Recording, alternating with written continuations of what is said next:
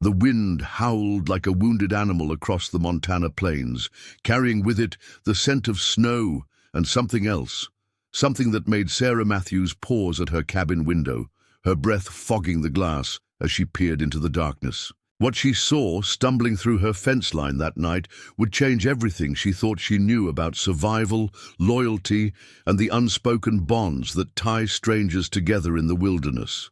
Before we jump back in, tell us where you're tuning in from, and if this story touches you, make sure you're subscribed, because tomorrow I've saved something extra special for you.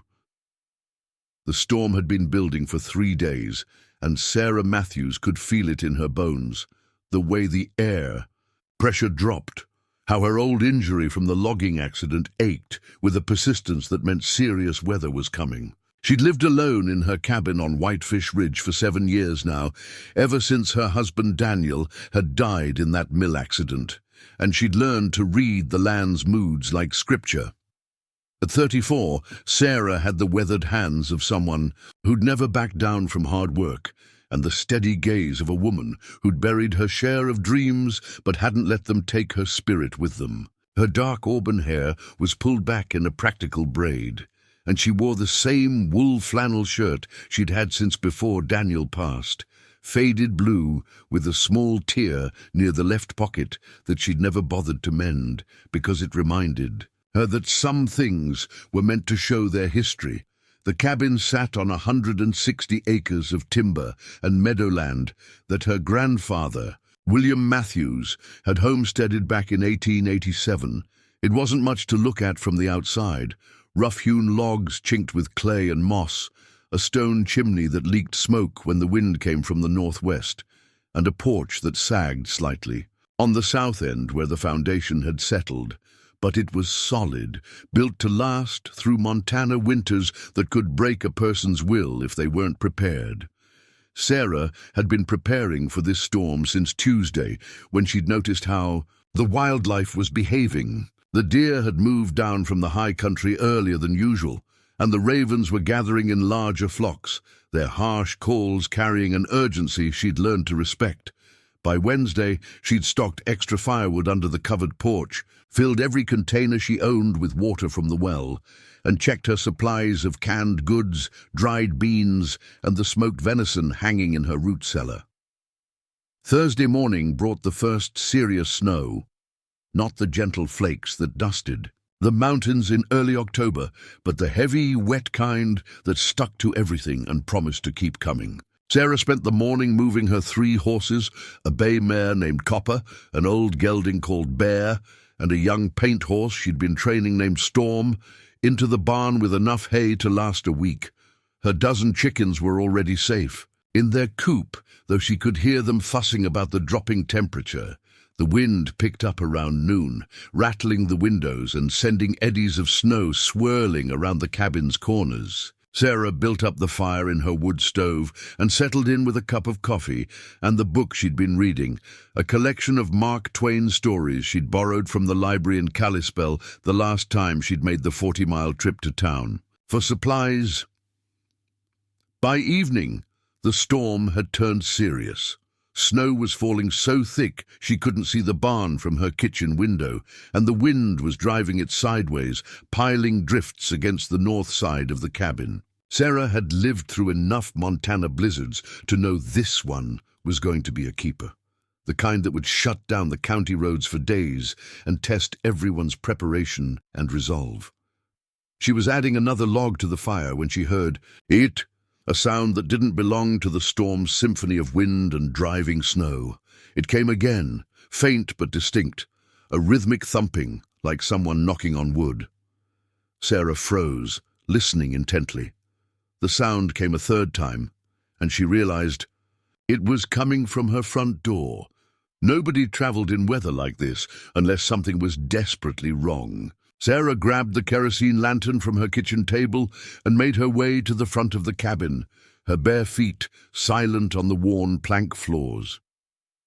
She lifted the lantern to the window beside the door and peered out into the swirling white chaos. At first she saw nothing but snow and darkness, Then movement caught her eye, something dark against the white, hunched over near her porch steps. As she watched, the shape moved again, and she realized it was a person, someone trying to reach her door, but collapsing repeatedly in the deep snow.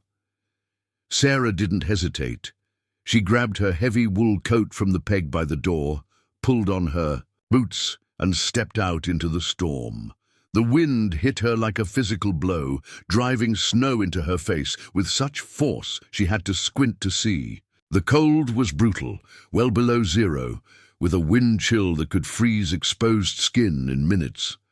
The figure was a man, she could see now, and he was in bad shape. He'd made it as far as her porch steps, but couldn't manage the last few feet. To her door.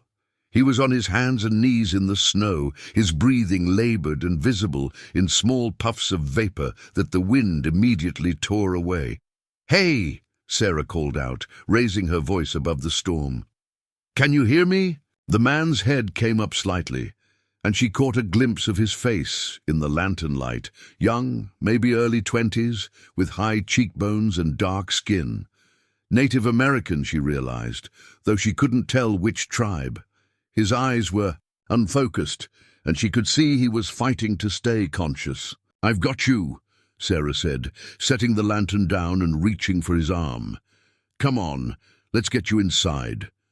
He was heavier than he looked, solid muscle despite his lean build, and his clothes were soaked through with melted snow. Sarah managed to get one of his arms around her shoulders, and half carried, half dragged him up the porch steps and through her front door.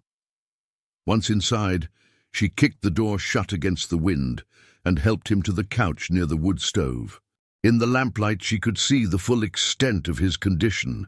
His lips were blue with cold, and his hands were white where frostbite was setting in. His clothes, jeans, a denim jacket, and what had once been a decent pair of work boots, were inadequate for the storm outside. He was shivering so violently his teeth were chattering, and when she touched his forehead, his skin felt like ice. "What's your name?" Sarah asked, but the man's eyes had rolled back and he'd lost consciousness. Hypothermia. Sarah had seen it before, during the hard winter when she was 12, and her neighbor, old Pete Morrison, had gotten caught in a sudden blizzard while checking his cattle. Pete had survived, but barely, and only because Sarah's father had known exactly what to do. She needed to get the man's wet clothes off and warm him up gradually. Too much heat too fast could kill him.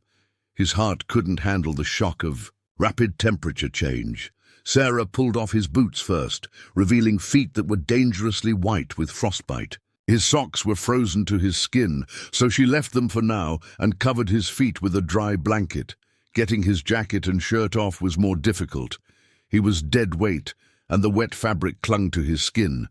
But Sarah managed it, revealing a lean, muscled torso marked with old scars across his ribs, and a more recent wound on his left shoulder that looked like it had been stitched up within the last few weeks. The stitches were professional, not the rough field medicine you might expect from someone caught in a storm.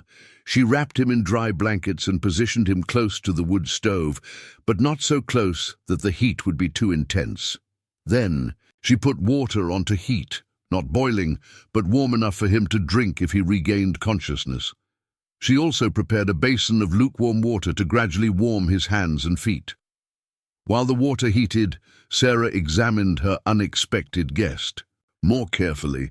He was young, probably 22 or 23, with the strong features and dark complexion that suggested Plains Indian heritage. His black hair was longer than the current fashion, reaching nearly to his shoulders, and he wore a small leather cord around his neck with what looked like a piece of carved bone or antler. His hands drew her attention next. They weren't the soft hands of someone who'd lived an easy life. They were calloused from hard work, with small scars across the knuckles, and palms that spoke of outdoor labor. But there was something else, something that made Sarah look closer. On the back of his right hand was a tattoo, not the crude prison ink she'd seen on some of the loggers who came through town, but careful, deliberate markings that looked like traditional Native American symbols. The man stirred slightly, mumbling something she couldn't understand. Sarah leaned closer, trying to catch his words, but they were in a language she didn't recognize, probably Lakota or one of the other Sioux dialects, though she couldn't be sure.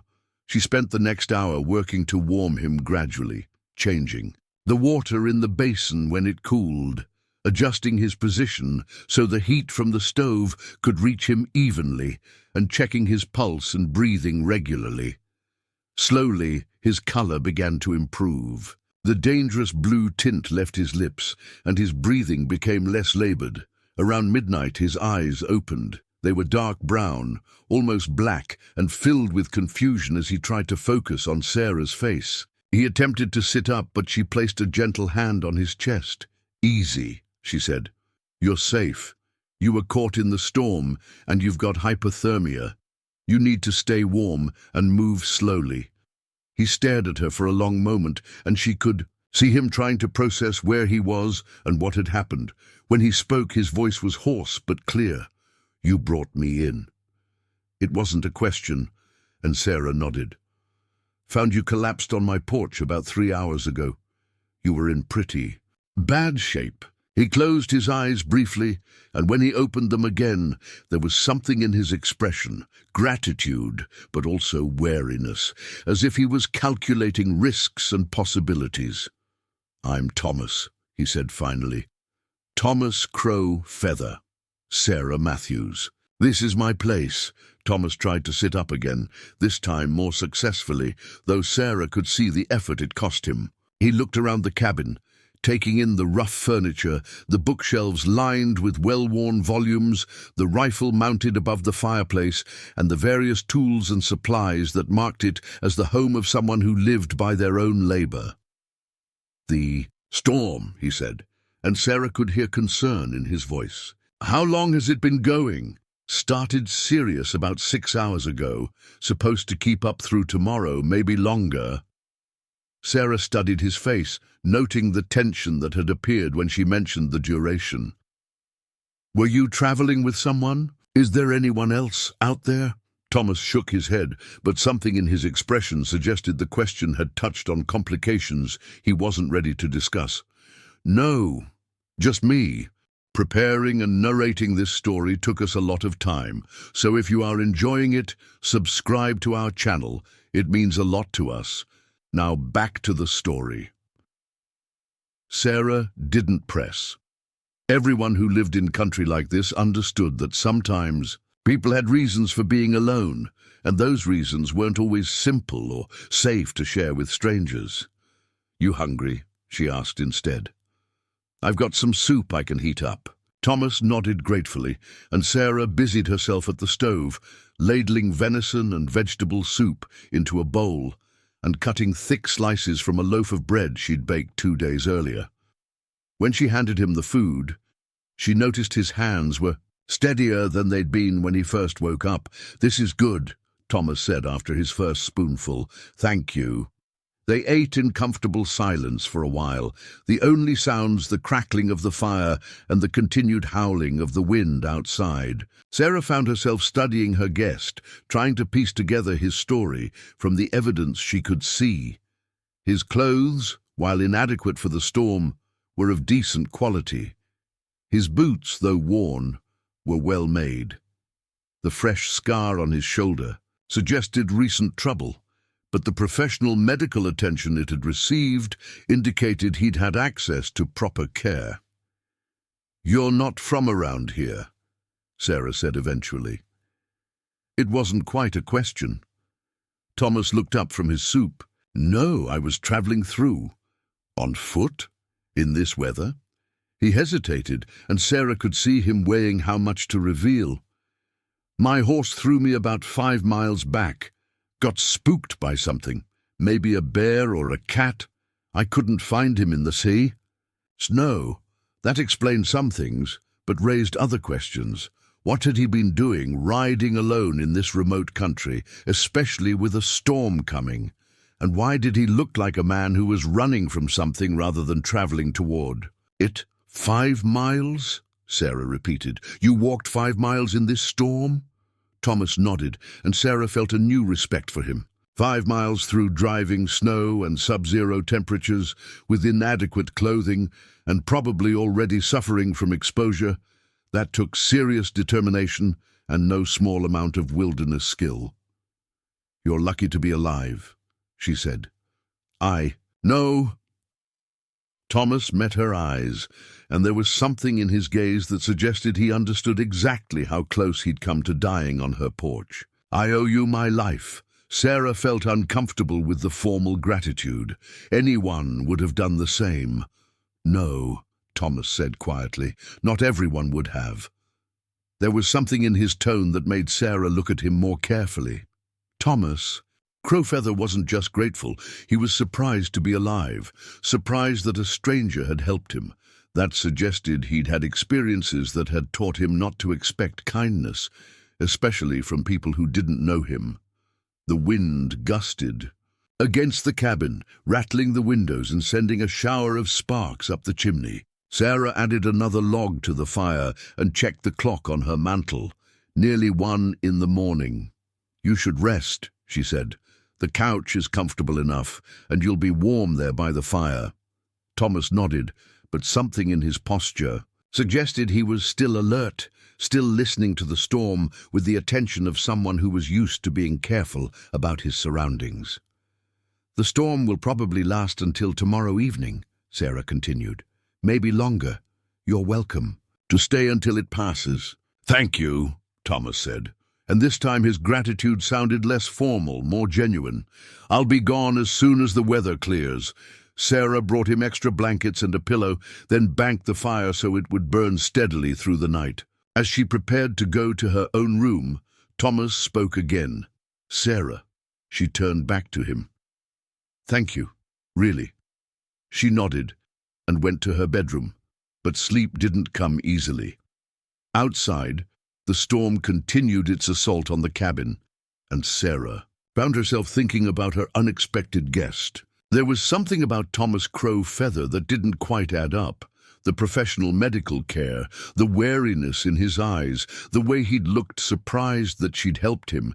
He was running from something, she was sure of that now.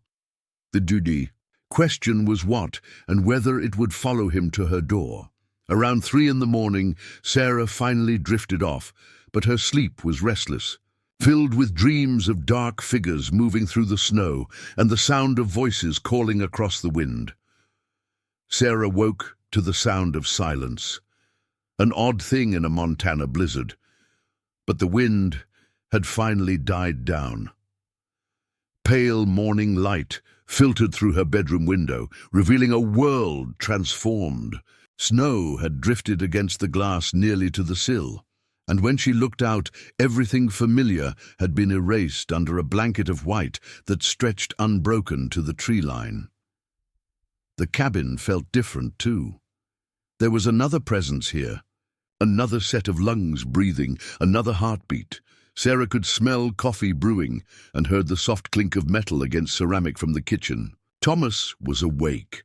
She dressed quickly in wool pants and a heavy sweater, then padded barefoot to the main room. Thomas stood at her stove, stirring something in a pot. He'd found her spare clothes, a pair of Daniel's old jeans that were too big for his lean frame, and a grey wool shirt that hung loose on his shoulders. His own clothes were draped near the fire, steam rising as they dried. "I hope you don't mind," Thomas said without turning around. "I made some coffee and heated up what was left of that soup." "Course not." Sarah moved to the window and assessed the snowfall, 3 feet, maybe more in the drifts. The storm had dumped nearly 2 days' worth of snow in one night. "How are you feeling?" "Better. Much better." Thomas handed her a cup of coffee, and she noticed his hands were steady now, the dangerous pallor completely gone from his skin. "That was close last night." Sarah sipped the coffee. It was good, stronger than she usually made it. "You know, how to survive in country like this. Had to learn young." Thomas settled into the chair across from her small kitchen table. "My grandfather used to say that the land will teach you everything you need to know, but only if you're willing to." "Listen," Smart man, your grandfather. Something shifted in Thomas's expression, a shadow passing across his features. He was. He's gone now. Sarah heard the weight in those words, the kind of grief that came from losing someone who'd been both teacher and anchor. She'd felt the same when her own grandfather died, leaving her the last Matthews on Whitefish Ridge. What was he like? Thomas was quiet for a long moment, staring into his coffee. When he spoke, his voice carried a different quality, softer, more open than it had been the night before. Joseph Crowfeather. He was a storyteller mainly, kept the old stories alive when a lot of people were trying to forget them. Said stories were like seeds. They could lie dormant for years, but given the right conditions, they'd always grow again. Sounds like he understood something important. He did. He also understood that sometimes keeping the old ways alive meant finding new ways to protect them. Thomas looked up at Sarah, and she caught something in his eyes, a mixture of pride and sadness that suggested his grandfather's lessons hadn't been simple ones. They ate breakfast as the morning light grew stronger, revealing the full extent of the storm's work. Sarah's barn was nearly buried on the north side, though she could see smoke coming from the small chimney that vented the heating system she'd installed to keep the animals comfortable. Her fence lines had disappeared entirely under the drifts.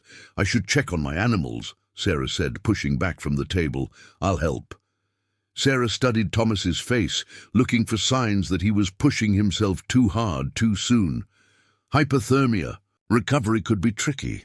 People often felt better before they actually were. But his color was good, and his movements seemed strong and coordinated. "All right, but we take it slow." They bundled up in Sarah's collection of winter gear. She had extras from Daniel's things, though Thomas had to roll up the sleeves and cuffs to make them fit. Outside, the air was crystal clear and so cold it made their breath hang in crystalline clouds. The snow was powdery on top but packed solid underneath, and it took them nearly 20 minutes to break a trail 100 yards to the barn. Inside, Sarah's animals were comfortable but restless. Copper, the bay mare, nickered when she saw Sarah, and the chickens set up their usual fuss when she checked their nests. Thomas moved naturally around the animals, speaking softly to the horses and helping Sarah distribute hay and grain, with the easy competence of someone who'd grown up around livestock. "You know horses," Sarah observed, watching him gentle storm, the young paint who was usually nervous around strangers. "My family raised them. Still do, some of them." Thomas ran his hand along Storm's neck, and the horse leaned into his touch. "This one's got good bloodlines, quarter horse and paint." "That's right. I'm training him for ranch work." Sarah was impressed. It took experience to read a horse's breeding just by looking, and Thomas had gotten it exactly right. They worked together for another hour, making sure all the animals had what they needed to weather however much longer the storm might last. Thomas proved to be genuinely helpful. He anticipated what needed doing and did it without having to be asked, the way someone did when they'd grown up with chores that couldn't wait for convenient weather. Back in the cabin, they settled into a routine that felt surprisingly natural. Thomas insisted on cooking lunch. He made fried potatoes and eggs with a competence that suggested he'd been feeding himself for a long time. Sarah worked on mending a bridle that had been sitting in her repair basket for weeks, enjoying the companionship after so many months of solitude. "You live here alone," Thomas said. "It wasn't quite a question. 7 years now, since my husband died. I'm sorry. Mill accident. One of those things that happens too fast to stop." Sarah's fingers stilled on the leather she was working.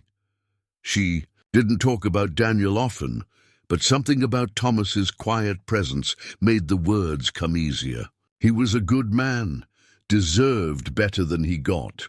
Thomas nodded, the kind of understanding nod that came from someone who'd lost people too. "You never thought about leaving? Moving somewhere with more people?" Sarah considered the question. People had asked her that before, Her sister in Billings, the pastor at the church in town, even the mailman who made the long drive out to her place twice a week during good weather. Everyone seemed to think that a woman alone needed the protection of civilization.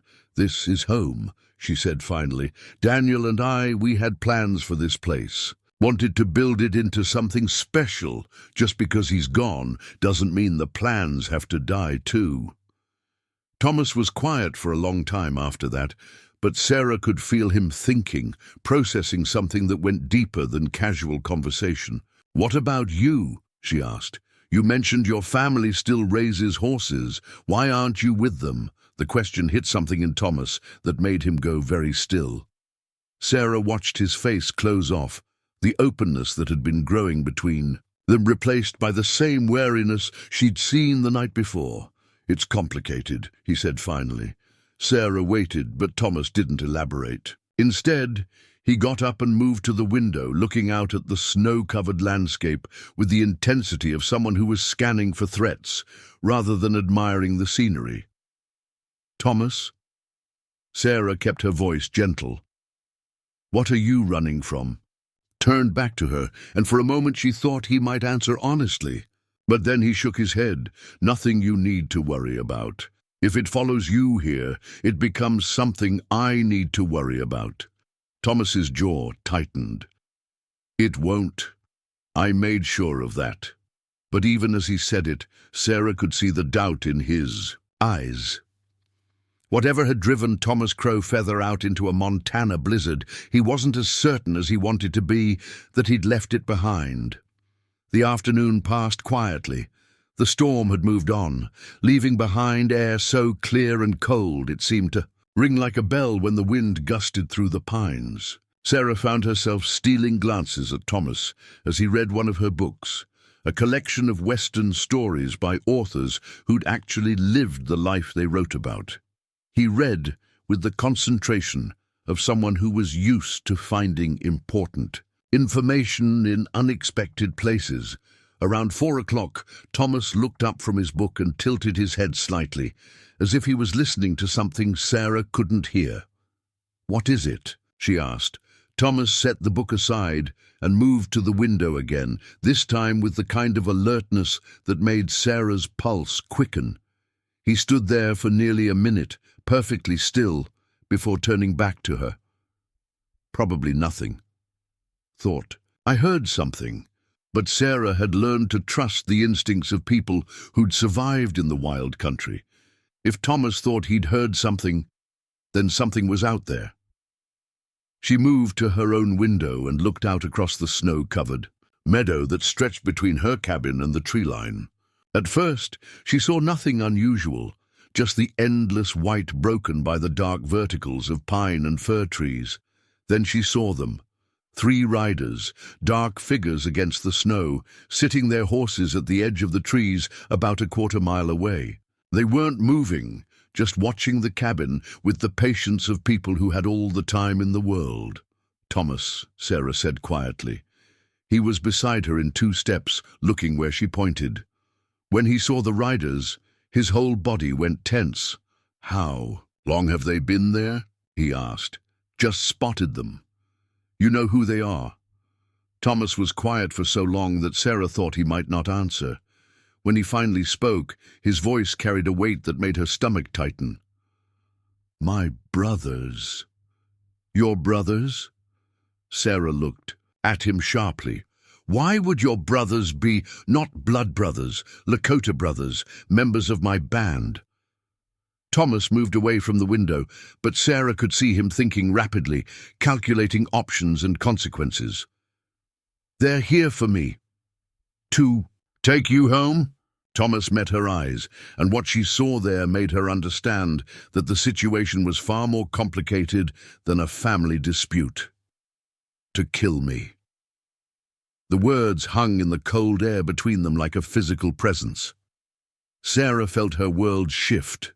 The comfortable routine of the last day suddenly revealed as a fragile illusion built over something much darker and more dangerous. "Why?" she asked. Thomas looked toward the window again, though he was careful not to show himself to the watchers outside. Because I broke the most sacred law of our people. I betrayed the band to save the life of a white man. Sarah felt pieces of a puzzle clicking into place. The fresh scar on Thomas's shoulder, the professional medical attention, the way he'd looked surprised that she'd helped him. The wound on your shoulder. Bullet wound. From a federal marshal who was trying to arrest my cousin Marcus for a robbery he didn't commit. The marshal was going to kill him. I could see it in his eyes. So I stepped in, took the bullet, and helped Marcus escape. Then I made sure the marshal got medical attention instead of leaving him to bleed out in the snow. And your people consider that betrayal. Thomas's expression was grim. The marshal lived to identify Marcus later. My cousin is in federal prison. Now, because I saved a white lawman's life, the council voted I'm to be executed for betraying the band. Sarah stared at him, trying to process the implications. So you ran? I ran, but I should have known they'd track me. Joseph Crowfeather taught them everything he taught me. Sarah looked back toward the window. The three riders hadn't moved, but their presence felt like a weight pressing against the cabin walls. What do they want? She asked.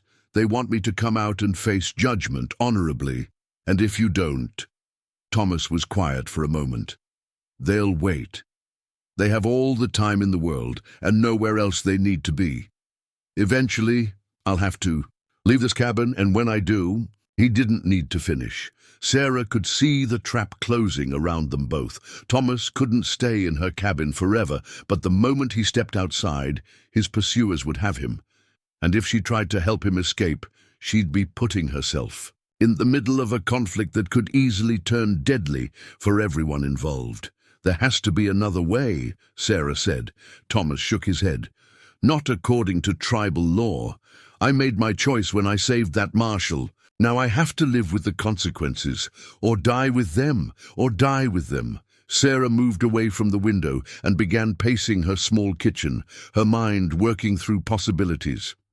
Thomas watched her with the expression of someone who'd already accepted his fate, but was curious to see if she might find an angle he'd missed. These men, Sarah said finally, they know you're here.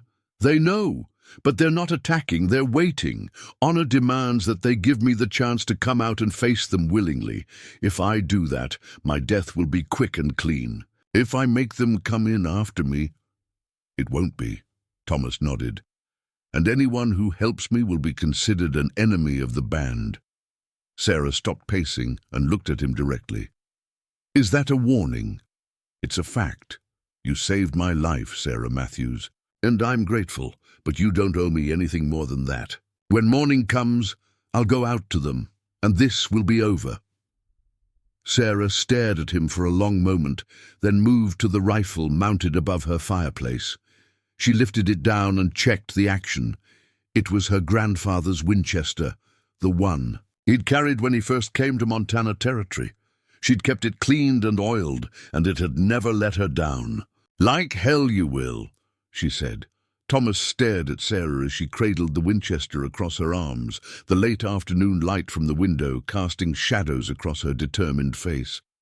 For the first time since he'd stumbled onto her porch, he looked genuinely surprised.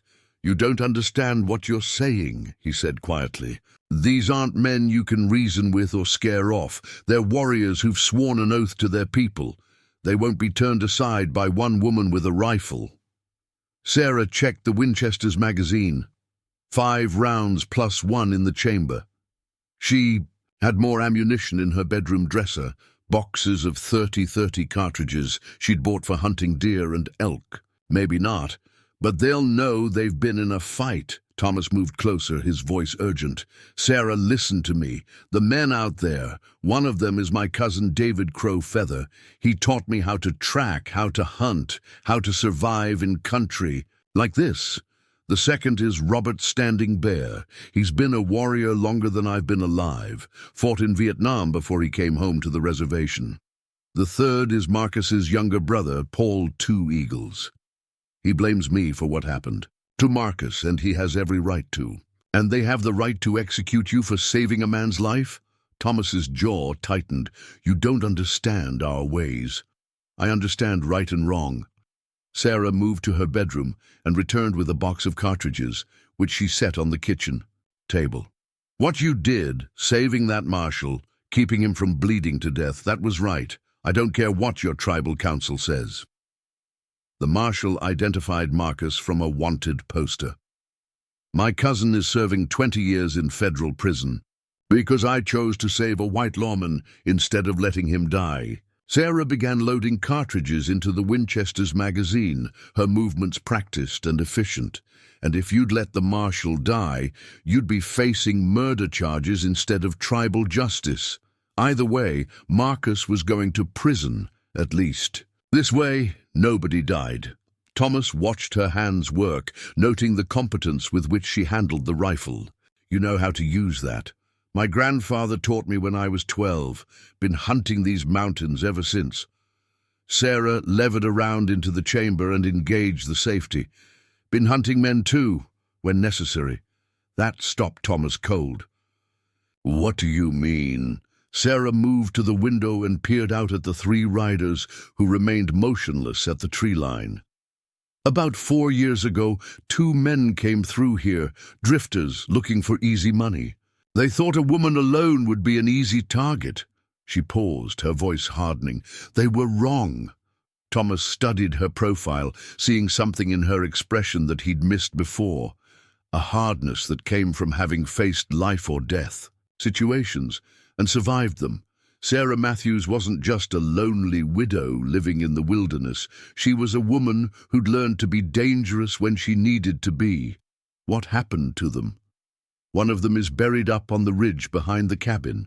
The other one lived long enough to make it back to town and tell everyone he'd been attacked by claim jumpers. Nobody questioned his story."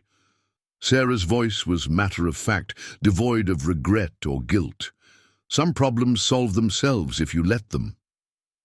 Thomas felt his understanding of Sarah shift and deepen. She wasn't offering to help him out of naive kindness or romantic idealism.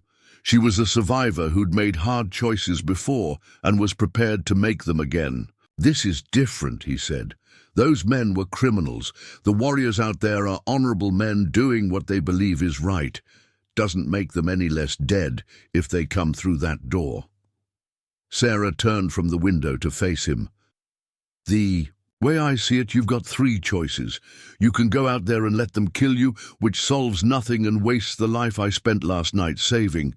You can try to run, which won't work because they'll track you down eventually.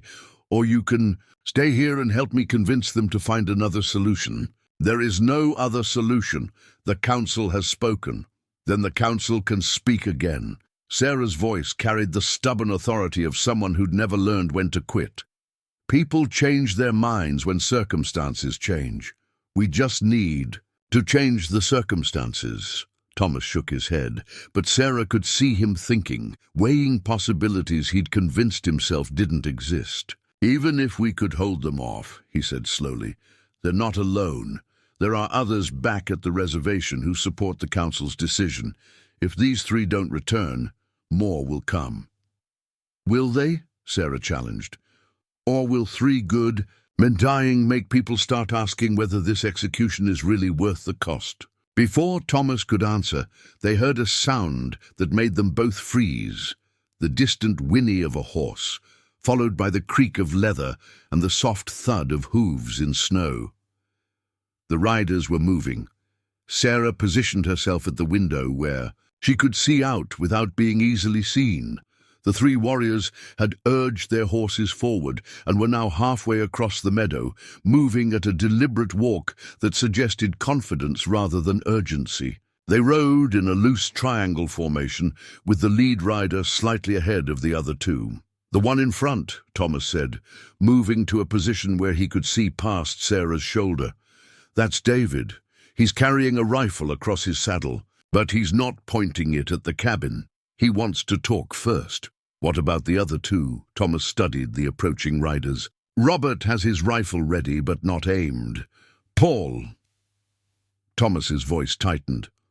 "Paul has his weapon up. He's angry, and he wants this over with." Sarah calculated distances and angles. The riders were about 200 yards out now, well within range of the Winchester. She'd taken deer at twice that distance, but Thomas was right. These weren't criminals or predators. They were men acting according to their beliefs and their laws, however misguided those might be. "I'm going to try talking to them," she said. "Sarah, no. If you show yourself, you become part of this. Right now, they just want me. If you interfere, I'm already part of this." Sarah moved toward the door, the Winchester held ready, but not obviously threatening. "I brought you into my home, fed you, nursed you back to health. In their eyes, I'm already involved." Thomas grabbed her arm as she reached for the door handle. "Please, you don't know these men the way I do. David might listen to reason, but Paul won't. He's been looking for someone to blame for his brother's imprisonment, and he's decided that someone is me. Then we make sure David does the talking." Sarah gently freed her arm from Thomas's grip. "Trust me. I've been dealing with angry men longer than you might think." She opened the door and stepped onto the porch, the Winchester held across her body in a position that was ready but not immediately threatening. The cold air hit her like a physical blow, but she ignored it, focusing instead on the three riders, who had stopped about 100 yards from the cabin. "That's far enough," Sarah called out, her voice carrying clearly across the snow-muffled landscape. "State your business." The lead rider, David Crowfeather according to Thomas, urged his horse forward a few more steps before stopping. He was a man in his 30s, with the weathered face of someone who spent most of his time outdoors and the calm demeanor of someone accustomed to handling difficult situations. "Mrs. Matthews," David called back, his voice respectful but firm. "We're looking for Thomas Crowfeather. We have reason to believe he's here. What if he is? Then we need him to come out so we can talk to him." Sarah could hear Thomas moving behind her, not closer to the door, but toward the window, where he could cover the two riders who were flanking David. She approved of his tactical thinking. "Talk about what?" Sarah asked. David was quiet for a moment, and Sarah could see him choosing his words carefully. "Thomas has been called to account for his actions before the tribal council. He left the reservation before the judgment could be carried out. We're here to bring him back, and if he doesn't want to go—" This time it was the rider on David's right who answered. Paul Two Eagles, Sarah assumed. His voice was younger than David's, charged with anger and frustration. "He doesn't get a choice. He betrayed the band. He betrayed my brother." "The council has spoken, Paul." David's voice carried a warning, but the younger man ignored it. "She's white," Paul continued, his voice rising. "She doesn't understand our ways, and she has no right to interfere in our justice." Sarah felt her temper flare, but she kept her voice level. "Your justice? Is that what you call 3 armed men tracking one person across the wilderness to execute him? You don't understand. I understand that Thomas Crowfeather saved a man's life, and you want to kill him for it." Sarah shifted her grip on the Winchester slightly, not quite raising it, but making sure the riders could see she was armed and ready. "That's not justice. That's revenge." The third rider, Robert Standing Bear, spoke for the first time. His voice was older, more controlled, carrying the authority of experience. "Mrs. Matthews, this is not your fight. We have no quarrel with you. Send Thomas out, and we'll leave your property peacefully." "And if I don't?" Robert's pause was longer this time, heavy with implications. "Then you'll be interfering with tribal justice. That would make you an enemy of our people." "Your people aren't my people," Sarah replied. "My people are anyone who needs help and ends up on my doorstep. Thomas needed help, so I helped him. Now you want to kill him for doing something decent, so I'm helping him again." Paul Two Eagles kicked his horse forward, moving past David despite the older man's sharp command to stop. "My brother is in prison because of him," Paul shouted. 20 years in a federal penitentiary because this traitor chose to save a white lawman instead of letting him die. "Your brother is in prison because he committed a crime," Sarah shot back. "Thomas didn't put him there. Thomas just refused to let someone die when he could prevent it. Thomas broke his oath to the band. Thomas kept his oath to his conscience." Paul raised his rifle, pointing it directly at Sarah, and everything changed. The careful negotiation, the respectful distance, the attempt to resolve things peacefully, all of it evaporated in the space of a heartbeat. Sarah heard the sharp crack of a rifle from inside the cabin, and Paul Two Eagles jerked in his saddle as Thomas's bullet took his hat clean off his head. The warning shot had been perfectly placed, close enough to make the point, far enough away to avoid killing. "Next one won't miss," Thomas called from the cabin window. "Lower your weapon, Paul." But Paul was beyond reason now. He swung his rifle toward the cabin, and Sarah knew she had perhaps 2 seconds before the situation turned lethal. She made her choice the way she'd made it 4 years ago with the drifters, quickly, decisively, and without hesitation. The Winchester bucked against her shoulder, and Paul Two Eagles flew backward out of his saddle, landing hard in the snow. Sarah had aimed for his shoulder, trying to wound rather than kill, but at 100 yards with a moving target, precision was difficult. Blood spread across the white snow, where Paul lay motionless. "Paul!" David Crowfeather spurred his horse forward, but stopped when Sarah levered another round into the Winchester's chamber and swung the barrel toward him. "Stay where you are," she commanded. Robert Standing Bear had his rifle ready but hadn't raised it. He sat his horse calmly, assessing the changed situation with the tactical awareness of a veteran warrior. "You've killed him," David said, his voice tight with shock and grief. "I've stopped him from shooting up my cabin," Sarah replied. "Whether he's dead or not depends on how good my aim was and how fast you get him medical attention." Thomas emerged from the cabin, moving to Sarah's side with his own rifle ready. "David, Robert, this doesn't have to get any worse. Paul's hurt, but he's breathing. You can load him on his horse and get him to a doctor in town." David looked between Thomas and Sarah, his face a mask of conflicting emotions. "You shot Paul Two Eagles. The council will demand blood for blood now." "The council will demand whatever you tell them to demand," Sarah said. "You're warriors, not mindless killers. Start acting like it." For a long moment the standoff continued. 2 groups of armed people facing each other across 100 yards of snow-covered ground, with a wounded man bleeding between them. Sarah could feel the weight of the moment, the knowledge that whatever happened next would determine whether this ended in negotiation or massacre. Then Robert Standing Bear did something unexpected. He lowered his rifle and raised one hand, palm forward, a gesture of truce. "David," he said quietly, "the woman is right. This has gone far enough." David stared at his older companion. "Robert, the council sent us to bring Thomas back for judgment, not to start a war with white settlers." Robert's voice carried the authority of age and experience. "Paul is down, possibly dying. We need to get him help, and we need to think about what this means." Sarah watched the interchange with growing hope. Robert Standing Bear was clearly the most experienced of the 3, and if he was having second thoughts about the execution order, it might be possible to find a solution that didn't involve more bloodshed. "Thomas," Robert called out, "I know you can hear me. We need to talk, all of us together. Can we do that without more shooting?"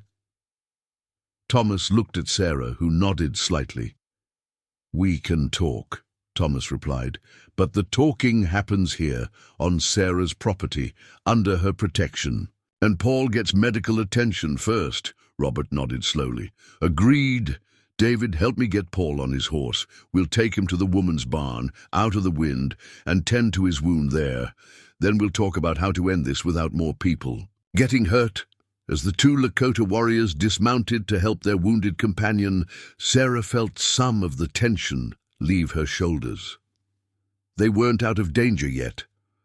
Paul's shooting had escalated the situation beyond anything the tribal council had probably envisioned. But Robert Standing Bear seemed like a man who understood that honor didn't always require death, and David Crowfeather was clearly torn between his duty to the council and his growing realization that the situation had become more complicated than anyone had anticipated. The real test would come when they sat down to talk. Sarah had bought them time and forced a pause in the violence, but the fundamental problem remained. Thomas was still under a death sentence from his own people, and 3 men had ridden a long way through dangerous country to carry out that sentence. Now they had to find a way to honor everyone's obligations without anyone else dying in the snow. The barn felt like neutral ground, though Sarah knew the illusion of safety was fragile. Paul Two Eagles lay on a bed of straw bales, conscious, but pale, his shoulder wrapped in torn fabric from David's shirt. The bullet had passed clean through the muscle without hitting bone or major arteries. Painful and debilitating, but not life-threatening if properly tended. Sarah had insisted on examining the wound herself, ignoring Paul's weak protests about being touched by white hands. She'd seen enough hunting accidents to know what a serious injury looked like, and this wasn't one. Paul would live, though his arm would be useless for weeks. "He needs proper medical attention," Sarah said, stepping back from the makeshift bed. "The wound's clean, but it should be stitched and properly bandaged." Robert Standing Bear nodded, his weathered face grave in the lamplight. "There's a doctor in Browning, about 60 miles north. We can make it in a day if the weather holds." "You're not taking him anywhere until we settle this," Thomas said from where he stood near the barn door, rifle still ready. "The moment you leave here, you'll be back with reinforcements." David Crowfeather looked up from where he knelt beside his wounded friend. "And what would you have us do? Leave Paul here to die while we sit around your fire and tell stories?" "Nobody's dying," Sarah interjected, "but Thomas is right. We need to resolve this before anyone goes anywhere." She moved to the center of the group, positioning herself where she could see all 3 Lakota warriors. "So, let's talk. What exactly did your council decide?" Robert was the one who answered, his voice carrying the formal cadence of someone repeating an official judgment. "Thomas Crowfeather was found guilty of betraying the band by giving aid and comfort to enemies of our people. The sentence is death, to be carried out by the warriors chosen by the council." "And what constituted this betrayal?" Sarah asked. David shifted uncomfortably. "He saved the life of a federal marshal who was engaged in pursuing a member of our band. Because of Thomas's interference, the marshal survived to identify Marcus Two Eagles, who was subsequently arrested and imprisoned." Sarah looked between the warriors, noting the subtle differences in their expressions. Robert seemed resigned to his duty, but not enthusiastic about it. David appeared conflicted, torn between loyalty to the council and doubts about the justice of their mission. Paul, despite his injury, still radiated anger and the desire for revenge. "Let me understand this," Sarah said slowly. "Thomas saw a man bleeding to death and chose to save his life instead of letting him die. And for this act of mercy, your people want to execute him."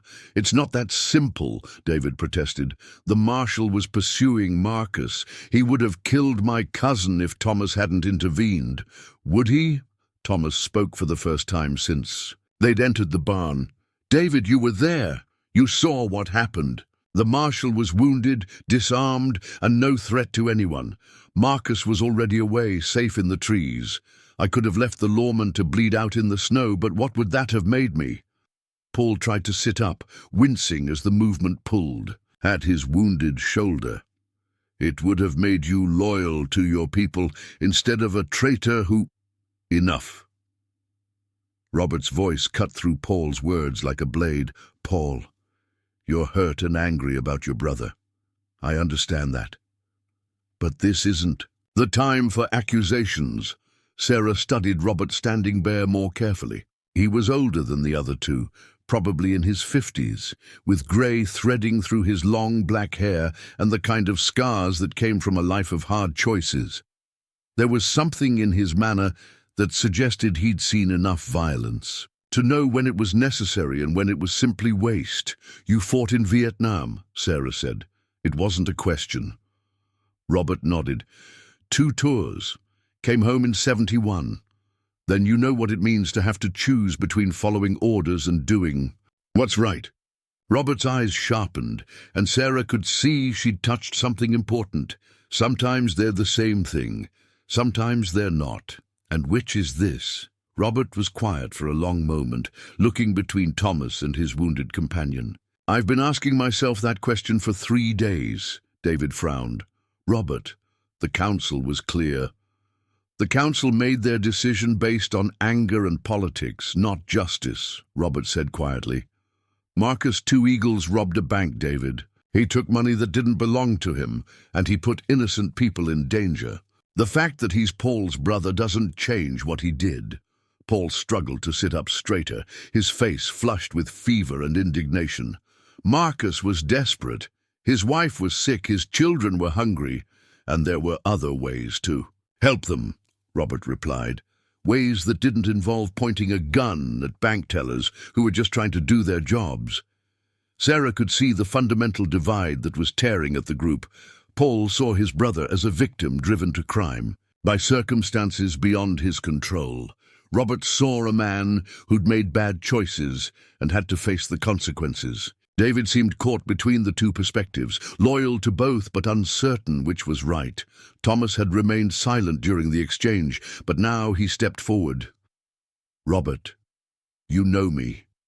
You taught me to track, to hunt, to read the signs. In the forest, you know I'm not a traitor. I know you're not a coward," Robert replied, "and I know you're not cruel. But the council says you put the life of a white lawman above the welfare of your own people. I put basic human decency above tribal politics," Thomas shot back. "The marshal was wounded and helpless. Letting him die wouldn't have saved Marcus. It would have just made me a murderer. And now Marcus is in prison for 20 years because you saved the man who identified him." The accusation came from Paul, who had managed to prop himself up against the barn wall despite his injury. His face was pale, but his eyes burned with the fury of someone who'd lost everything he cared about. Thomas turned to face his accuser directly. "Marcus is in prison because he robbed a bank, Paul, not because I saved a man's life. If you want to blame someone for your brother's situation, blame the people who convinced him that crime was his only option." "We didn't have options." Paul's voice cracked with emotion. "You think we wanted Marcus to risk everything? You think we didn't try to help him find another way?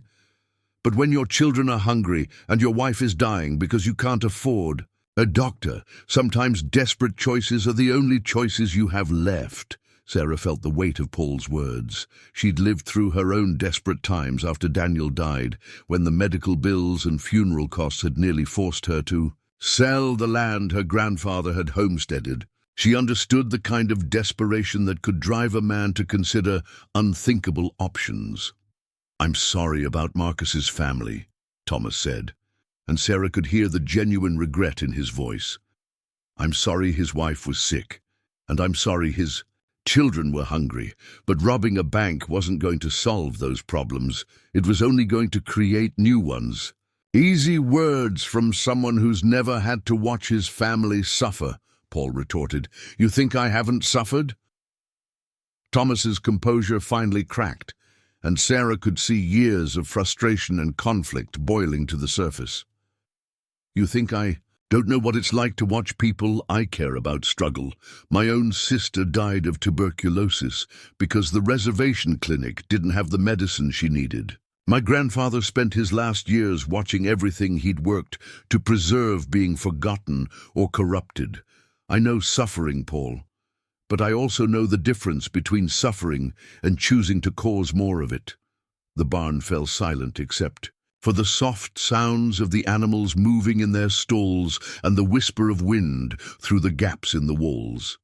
Sarah could feel the weight of old pain and newer grievances pressing down on all of them, making the air thick with unresolved emotions. Robert, standing bare, broke the silence. "This is what I was afraid of," he said quietly. "This isn't about justice anymore. It's about pain and anger and the need to blame someone for all the things that have gone wrong." "What would you have us do?" David asked. "Ignore the council's judgment? Pretend that Thomas didn't break his oath to the band?" "I'd have us think about what we're really doing here," Robert replied. "We're three warriors who rode through a blizzard to kill a man whose only crime was refusing to let someone die. Does that sound like the kind of justice our grandfathers would have recognized?" Paul tried to interrupt, but Robert held up a hand. "Let me finish.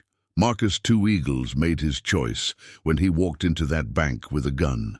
Thomas Crow Feather made his choice when he saw a wounded man who needed help. Now we have to make a choice about what kind of people we want to be." Sarah had been listening to the exchange with growing understanding. This wasn't really about tribal law or even about Marcus Two Eagles' imprisonment. It was about a people caught between old ways and new realities, trying to maintain their identity and their honor in a world that seemed determined to strip both away from them. "There's something else to consider," she said, drawing all eyes to her. "What happens when word of this gets out? When people hear that Lakota warriors tracked a man across the wilderness to execute him for saving someone's life?" David frowned. "What do you mean?" "I mean that every newspaper from here to Washington will pick up that story. Every politician looking for an excuse to cut funding to the reservations, every bigot who wants to paint Native Americans as savages, they'll all point to this as proof that your people can't be trusted to govern themselves." Sarah could see her words hitting home. Robert's expression grew thoughtful, while David looked genuinely troubled. Even Paul seemed to be considering the implications. "You think I care what white newspapers say about us?" Paul demanded, but there was less fire in his voice than before. "You should," Sarah replied bluntly, "because those newspapers influence the people who decide how much money your reservation gets for schools and clinics and infrastructure. You execute Thomas for saving a man's life, and you'll be handing your enemies ammunition they can use against your people for years to come." Thomas stepped forward. "She's right. The council was thinking about tribal honor, but they weren't thinking about the larger consequences. If this story gets out the wrong way, it could hurt the entire reservation." Robert nodded slowly. "And it will get out. 3 armed men tracking someone across state lines to carry out an execution. That's the kind of story that newspapers love." "So what are you suggesting?" David asked. "That we ignore the council's judgment entirely?" "I'm suggesting that maybe there's a way to satisfy honor without creating a political disaster," Sarah said. "But it would require all of you to be willing to think beyond the letter of your law to its spirit." Paul struggled to his feet, using the barn wall for support. "What kind of solution?" Sarah looked around the group, meeting each man's eyes in turn. "One that acknowledges that Thomas broke tribal law, while also recognizing that he did it for honorable reasons. One that satisfies the council's need for justice, while preventing this from becoming a weapon in the hands of people who want to hurt your people." "You have something specific in mind?" Robert asked. Sarah nodded. "I do, but it would require Thomas to accept a different kind of punishment, and it would require you 3 to go back to your council with a recommendation for mercy rather than death." Thomas stepped forward. "What kind of punishment?" "Exile," Sarah said simply. "Thomas leaves the reservation voluntarily and doesn't return for a specified period, say 5 years. During that time, he makes restitution to Marcus Two Eagles' family for the consequences of his actions. The council gets to show that breaking tribal law has serious consequences, but nobody dies, and there's no story for the newspapers to sensationalize." The Barn fell silent as everyone considered the proposal. Sarah could see the wheels turning in each man's mind, weighing the political and personal implications of her suggestion. "The council wanted blood," Paul said finally. "They won't be satisfied with exile." "The council wanted justice," Robert corrected. "Justice doesn't always require blood." He looked at Thomas. "Would you accept such a punishment?" Thomas was quiet for a long moment. 5 years is a long time, and making restitution to Marcus's family, that won't be easy. "Nothing about this situation is easy," Sarah pointed out. "But it's better than dying, and it's better than starting a war between your people and the federal government." David had been listening intently, and now he spoke up. "There's precedent for it. In the old days, serious crimes were sometimes punished by temporary banishment rather than death. It would allow Thomas to redeem himself through his actions, rather than just paying with his life." "And what about us?" Paul demanded. "We were sent to carry out an execution. How do we go back and tell the council we decided to ignore their judgment?"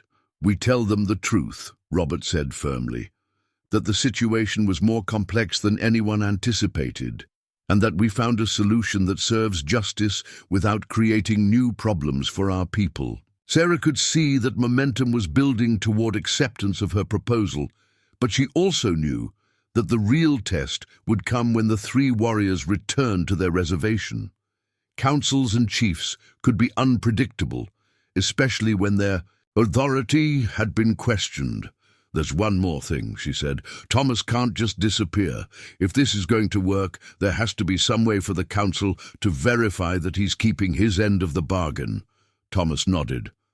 "I could send reports, letters detailing how I'm earning money for restitution, what I'm doing to make amends." "To whom?" David asked. Robert smiled slightly, the first time Sarah had seen him show anything approaching humor. "To the woman who saved his life and helped negotiate his redemption. Sarah Matthews seems like someone who could be trusted to tell the council the truth about whether Thomas is honoring his obligations." Sarah felt a moment of surprise at being drawn into the long-term resolution, but she realized it made sense. She was the neutral party, the one person all sides seemed to trust, at least to some degree. "I could do that," she said. "Send periodic reports to your council about Thomas's progress. It would give them a way to monitor the situation without having to track him down themselves." Paul shook his head weakly. "You're all assuming the council will accept this. They sent us to bring back Thomas's body, not negotiate some complicated arrangement." "They sent us to bring back justice," Robert said firmly. "Sometimes justice looks different than what we first imagine." The older warrior stood and moved toward the barn door. "We need to get Paul to a doctor before his wound gets infected. And we need time to think about how to present this to the council in a way that honors their authority while serving everyone's interests." Thomas stepped forward. "Robert, if the council rejects this proposal, then we'll deal with that when it happens," Robert replied. "But I think you might be surprised. The council isn't made up of bloodthirsty old men. They're leaders trying to do what's best for their people in difficult circumstances. If we can show them a path that serves justice without creating new problems, they might be willing to consider it." Sarah felt a cautious optimism building. The solution wasn't perfect, and there were still many ways it could fall apart, but it was better than the alternatives. Thomas would live, the council would have their justice, and the larger community would be spared the political fallout of a revenge killing. "How long before you have an answer?" she asked. Robert considered. "A week, maybe 2. We need to get Paul medical attention, then travel back to the reservation and present the proposal to the council. If they agree, we'll send word. And if they don't agree," Robert's expression grew somber, "then we'll be back, and next time there won't be room for negotiation." The implications hung heavy in the cold air, but Sarah had lived with uncertainty before. She would use whatever time they had to prepare for any eventuality, while hoping that wisdom would prevail over vengeance when the council made their final decision. The sound of horses departing echoed across the snow-covered meadow as Sarah and Thomas watched the 3 Lakota warriors disappear into the tree line. Paul Two Eagles rode slumped in his saddle, supported by David on one side while Robert led his horse.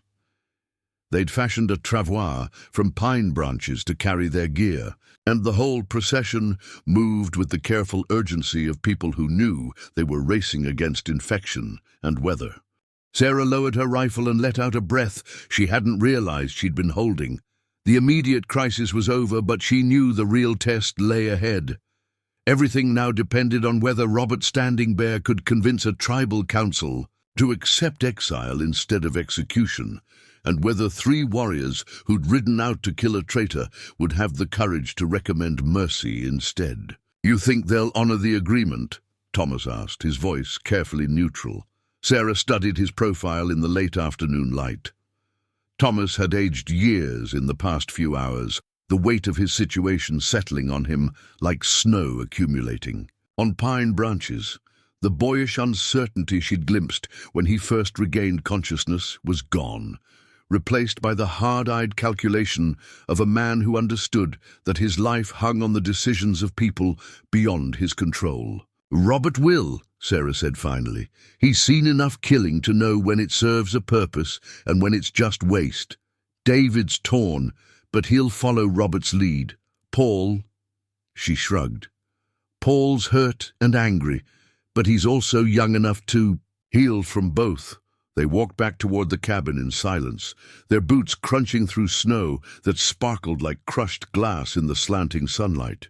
The storm had left everything transformed. Familiar landmarks buried under smooth white curves, fence posts topped with caps of snow that made them look like sentries standing guard over a frozen world. Inside the cabin, the contrast with the negotiations in the barn was striking. Here was warmth and comfort, the smell of wood smoke and coffee, books and handmade furniture that spoke of a life built slowly and with care. But Sarah knew the peace was temporary. Everything had changed in the past 24 hours, and there was no going back to the simple solitude she'd known before Thomas stumbled onto her porch. "What happens now?" Thomas asked, settling into the chair by the window where he could watch the tree line. "Now we wait," Sarah replied, moving to the stove to check the fire, "and we prepare for whatever comes next." Thomas was quiet for a moment, then spoke without turning from the window. "Sarah, what you did today, standing up to armed warriors, proposing that solution, you didn't have to do any of that. I'm grateful, but I need you to understand something." Sarah looked up from the stove. "What's that?" "If the council rejects the proposal, Robert and the others will be back. And next time, they won't come alone and they won't be interested in negotiating. They'll come in force, and they'll consider you an enemy for helping me." Thomas finally turned to face her. "You could still change your mind. Tell me to leave, and I'll go. Tonight, before they come back." Sarah considered the offer. It would be the safe choice, the sensible choice. Send Thomas away and return to her quiet life, her books and her animals, and her memories of Daniel. Let the Lakota settle their own disputes without risking everything she'd built on Whitefish Ridge. "Where would you go?" she asked instead. Thomas shrugged. "South, maybe. Colorado or New Mexico. Someplace where nobody knows my name or my story. Find work on a ranch, keep my head down, try to build a new life. Running, surviving." Thomas's voice hardened slightly. "Sometimes they're the same thing." Sarah moved to the window beside him and looked out at the snow-covered meadow where the confrontation had taken place. Already, the wind was beginning to fill in the tracks left by the horses, erasing the evidence of violence and negotiation alike. "My husband Daniel used to say that running was sometimes the smartest thing a person could do," she said slowly. He said there was no shame in retreating when you were outnumbered or outgunned, as long as you were retreating towards something better instead of just away from something bad. And what would I be retreating toward? Sarah turned to study Thomas's face. That depends. What kind of life do you want to build? The question seemed to catch Thomas off guard. He was quiet for a long time, staring out at the empty landscape as if he might find answers written in the snow. I used to think I knew, he said finally. I was going to be a bridge between the old ways and the new ones, learn enough about the white world to help my people navigate it, but stay rooted in the traditions my grandfather taught me. I thought I could serve both worlds without betraying either one. And now, Thomas's laugh was bitter. Now I know that sometimes the worlds demand things from you that can't be reconciled. Sometimes you have to choose, and no matter what you choose, somebody gets hurt. Sarah understood that kind of choice. She'd faced it when Daniel died, and people urged her to sell the ranch and move to town where she'd be safe. She could have chosen security and companionship, but it would have meant abandoning everything she and Daniel had built together. The thing about choices, she said, is that the hardest ones usually tell you the most about who you really are. Thomas looked at her sharply. What do you mean? I mean that when you saved that marshal, you weren't choosing between loyalty and betrayal. You were choosing between the person you wanted to be and the person other people expected you to be. Sarah moved away from the window and began preparing dinner, her hands busy with familiar tasks while her mind worked through the implications of the day's events. The council called it betrayal because they saw it as putting a stranger's life above tribal loyalty. But maybe what you really did was stay loyal to something deeper than tribal politics. Loyal to what? Sarah paused in her work and looked at Thomas directly. To the idea that human life has value regardless of the color of a person's skin or which side of a conflict they're on. To the belief that mercy is stronger than vengeance. To the hope that people can be better than their worst impulses. Thomas was quiet for so long that Sarah thought he might not respond. When he finally spoke, his voice was softer than she'd heard it since he'd regained consciousness. My grandfather used to tell stories about warriors who faced impossible choices. He said that the greatest warriors weren't the ones who never felt fear or doubt, but the ones who felt both and chose to act with honor anyway. Sounds like a wise man. He was. He also said that sometimes the most important battles aren't fought with weapons, but with the courage to stand up for what's right, even when it costs you everything you thought you wanted. Sarah nodded, understanding. Like saving a wounded marshal when it would have been easier to let him die. Like that. Thomas met her eyes. Or like standing up to 3 armed warriors to protect someone you barely know. They prepared dinner. Together in comfortable silence, each lost in their own thoughts about the events of the day and the uncertain future ahead. Sarah found herself thinking about the strange turns life could take, how a simple act of mercy during a blizzard had led to armed confrontation and moral complexity she never could have anticipated. As they ate, Thomas told her more about his life on the reservation, the struggles of a community caught between tradition and modernity, the young people who left for the cities and never returned, the elders who worried that everything they'd fought to preserve was slowly being lost to time and change. It's not just about Marcus and the robbery, Thomas explained. That was just the final straw. For years, there's been tension between people who want to work within the white man's system and people who think that kind of cooperation is just another form of surrender. And you were caught in the middle. I was trying to build bridges, learning English, studying law, trying to understand how the federal system works so I could help my people navigate it more effectively. Thomas set down his fork and stared at his plate. But every time I worked with federal authorities or tried to find legal solutions to problems, there were people who saw it as betrayal of traditional ways. Sarah began to understand the deeper currents that had led to Thomas's current situation. It wasn't just about one moment of choosing to save a life. It was about years of accumulated tension between different visions of how native people should survive in a world that seemed determined to erase them. "What about Robert and David?" she asked. "Where do they stand?" "Robert's complicated. He fought for this country in Vietnam, saw what Americans are capable of at their best and worst. He understands that the world has changed and that isolation isn't really an option anymore. But he also remembers what the old ways were like before everything got so complicated." Thomas paused, collecting his thoughts. "David's younger, more idealistic. He wants to believe that we can maintain our traditions while also finding ways to prosper in the modern world.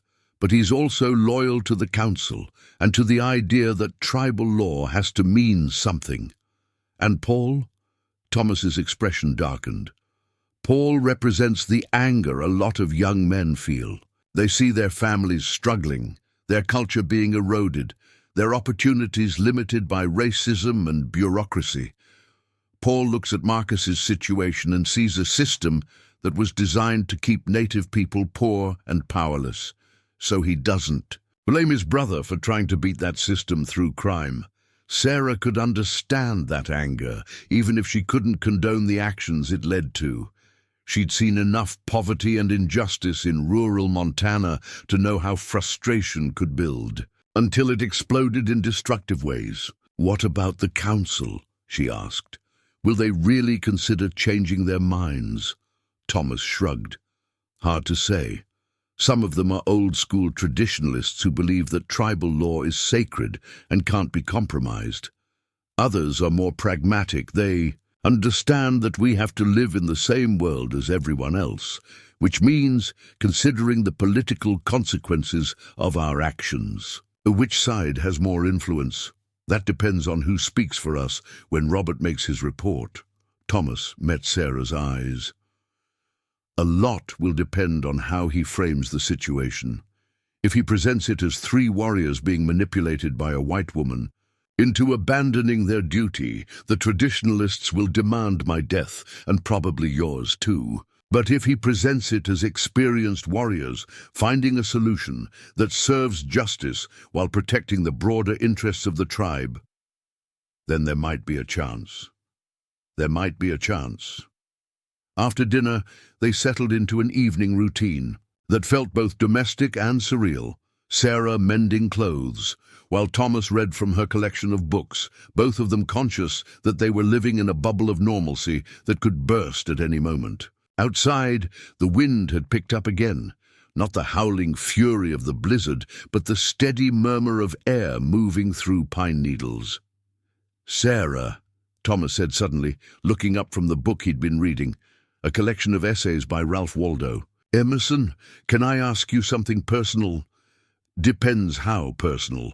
Why did you really help me? I mean, beyond just basic human decency. You could have patched me up and sent me on my way, but instead you stood up to armed warriors and risked your life to protect me. Why?" Sarah set down the shirt she'd been mending and considered the question. It was something she'd been asking herself since the confrontation in the meadow. "I suppose it's because I recognize something in you," she said finally.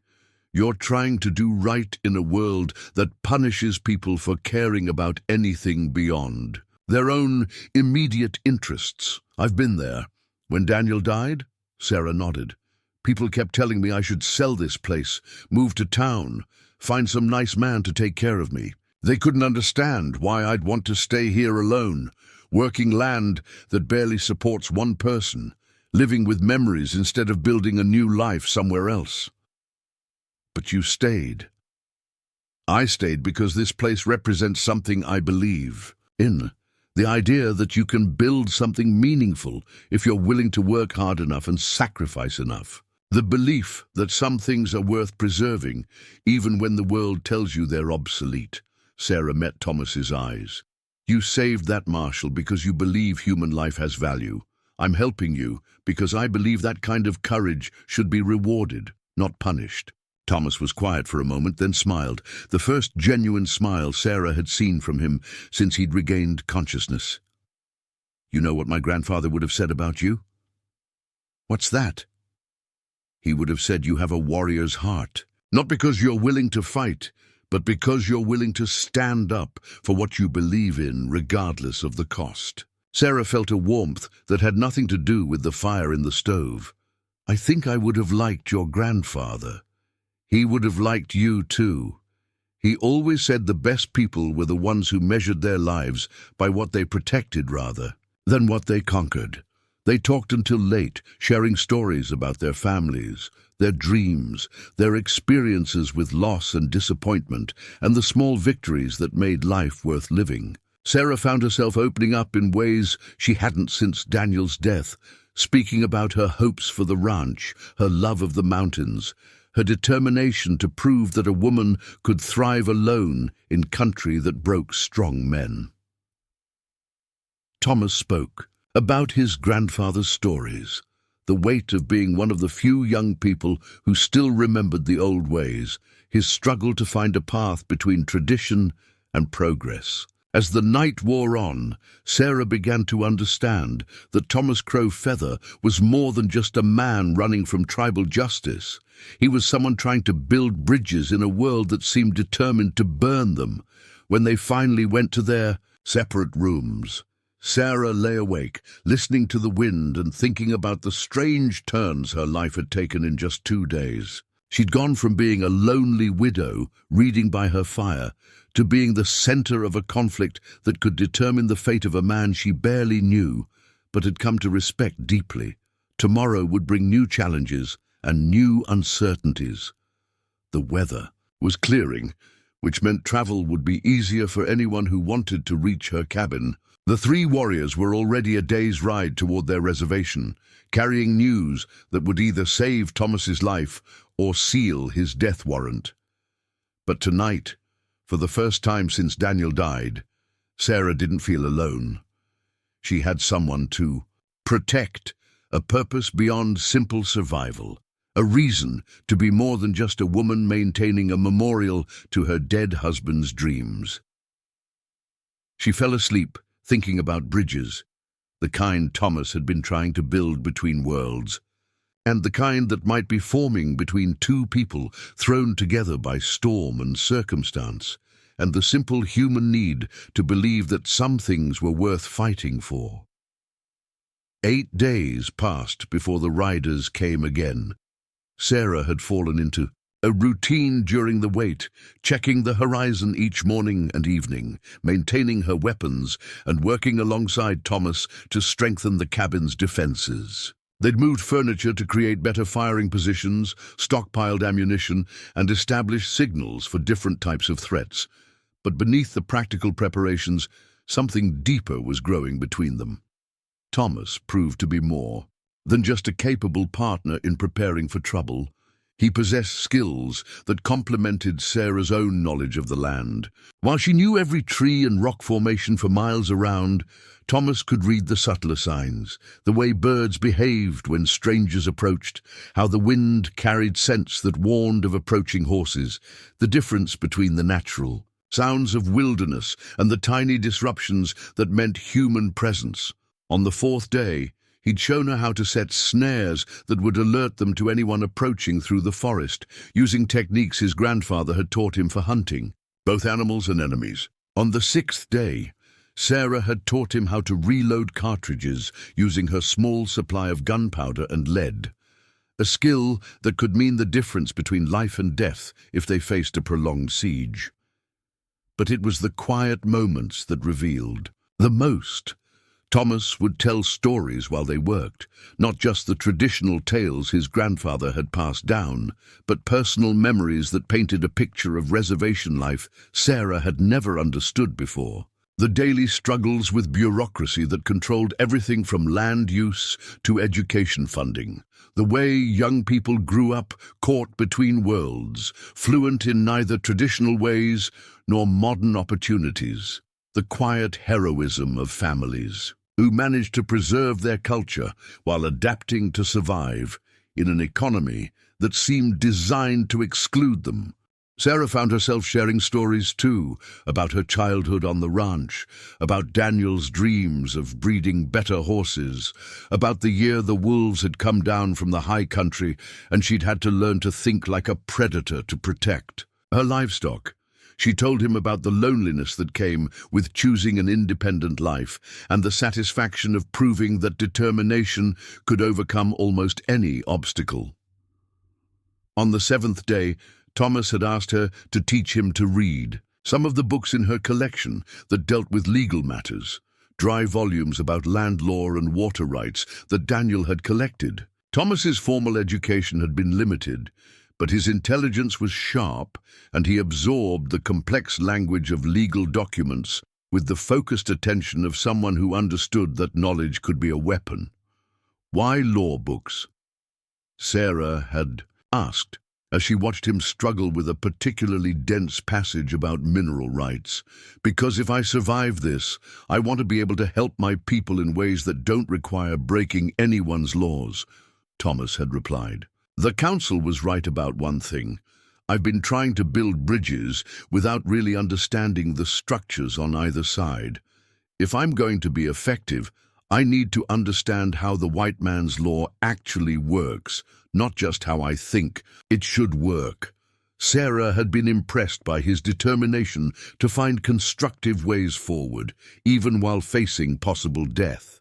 It spoke to a kind of stubborn optimism that reminded her of Daniel's belief that any problem could be solved if you were willing to work hard enough and think creatively enough. Now, on the morning of the 8th day, Thomas straightened from the snare he'd been checking and held up a hand for silence. Sarah froze, listening to the sounds of the forest with the intensity he'd taught her. At first, she heard only the usual symphony of wind and wildlife. Then she caught it, the distant sound of horses moving through snow, still several miles away, but approaching steadily. How many?" she asked quietly. Thomas tilted his head, listening to sounds she couldn't yet distinguish. "More than 3, maybe 6 or 7 riders." Sarah felt her stomach tighten. If the tribal council had accepted the exile proposal, Robert and David would have returned alone, possibly with a message or a formal agreement. The fact that they were coming in larger numbers suggested that negotiations had failed, and the council had decided to settle the matter with force. They moved quickly but calmly back to the cabin, implementing the preparations they'd spent a week perfecting. Sarah took her position at the front window with the Winchester and a box of cartridges.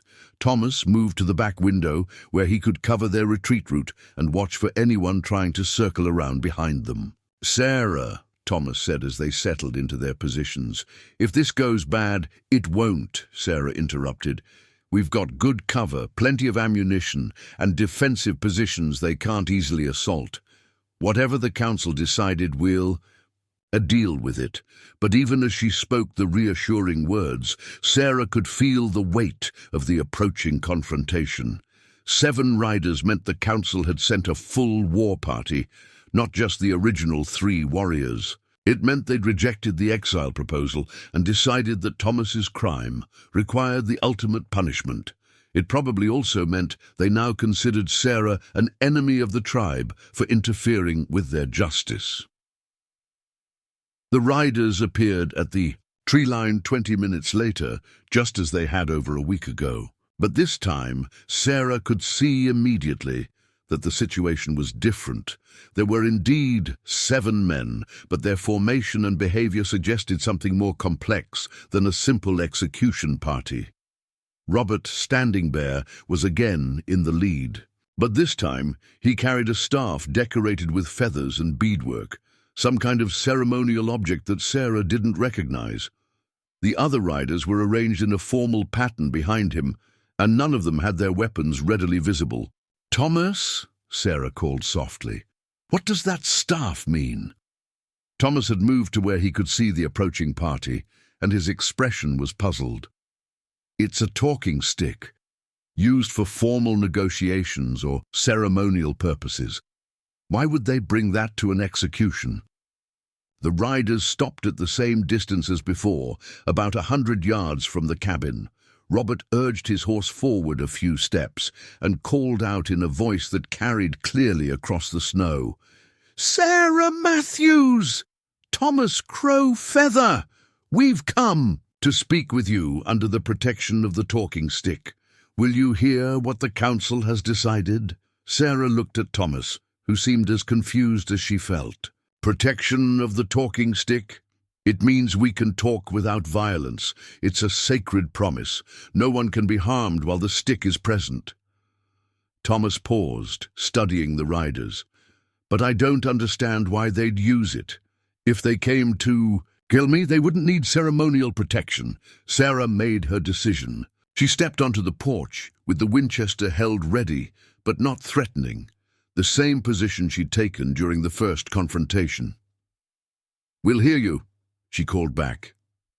Robert dismounted and walked halfway across the distance between the riders and the cabin, stopping in clear view of both groups. He planted the ceremonial staff in the snow beside him, then raised his voice to address both parties. "The tribal council of the Lakota people has considered the matter of Thomas Crow Feather and the proposal brought before them by their warriors. After much deliberation and debate, they have reached a decision." Sarah felt her heart hammering as she waited for the verdict that would determine whether Thomas lived or died. The council acknowledges that Thomas Crow Feather broke tribal law by giving aid to an enemy of our people. This violation cannot be ignored or excused. However, the council also acknowledges that his actions were motivated by honor rather than treachery, and that the circumstances were more complex than originally. "Understood." Robert paused, and Sarah could see that the formal language was struggling to contain some deeper emotion. "Therefore, the council accepts the proposal of voluntary exile with the following conditions. Thomas Crow Feather will leave the reservation and not return for a period of 7 years. During this time, he will make restitution to the family of Marcus Two Eagles in the amount of $2,000, to be paid in installments as he is able. He will send quarterly reports of his activities and progress to Sarah Matthews, who will forward them to the council. And he will demonstrate his commitment to both traditional values and practical wisdom by using his exile to gain knowledge and skills that will benefit our people when he returns." Sarah felt a surge of relief so intense it nearly made her dizzy. Thomas would live.